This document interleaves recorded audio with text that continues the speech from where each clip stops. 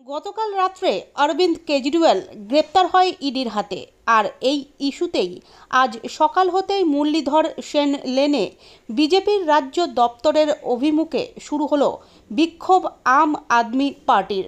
মোহাম্মদ আলী পার্কের সামনে জমায়েত হয়ে কিছু দূর অগ্রসর হবার পরেই স্থানীয় থানার পুলিশ গতিরোধ করে ব্যারিকেড করে দেয় বিক্ষোভকারীদের। কিন্তু বিক্ষোভকারীরা সেখানেই স্লোগান ও বিক্ষোভ দেখাতে থাকে। সকাল 11:50 থেকে শুরু হয় এই বিক্ষোভ। অরবিন্দ কেজরিওয়াল আজকের দিনে শুধু একজন ব্যক্তি নয়, একটা চিন্তাধারা। এই চিন্তাধারায় লক্ষ লক্ষ কেজরিওয়াল আছে দেশে এবং তারা কিন্তু আগামী দিনে তার কাজকে এগিয়ে নিয়ে যাবে। হাইকোর্টের কাছে যাওয়া হয়েছে, রক্ষা কবচ খারিজ। হাইকোর্টের কাছে কেসটা কালকে সামনগুলোকে চ্যালেঞ্জ করা হয়েছে এবং হাইকোর্ট সেই কেসটাকে অ্যাকসেপ্ট করেছে এবং আজকে সুপ্রিম কোর্টে হিয়ারিং আছে। আচ্ছা, সুকান্ত মজুমদার বলেছে যে দোষ করলে, দুর্নীতি করলে তো জেলে যাবেই। হ্যাঁ, তো সুকান্ত মজুমদার এই কথাটা শুভেন্দু অধিকারী বেলাতে একবার বলেছিল, উনি বলেনি, ওনার দল বলেছিল।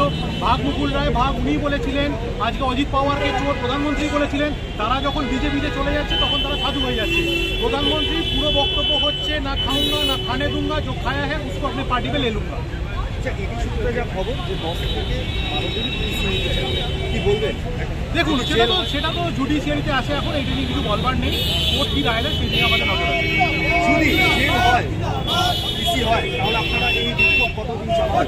এই বিক্ষোভ লাগাতার চলবে এবং এটা শুধু একটা জায়গায় না। আমি যেভাবে বললাম যে লক্ষ লক্ষ কেজরিওয়াল আছে ভারতবর্ষের বুকে এবং সেই জায়গা থেকে দাঁড়িয়ে আমরা নিশ্চিত সবাই এখন একজোট হবে এবং দেশকে এই থেকে বাঁচাবে।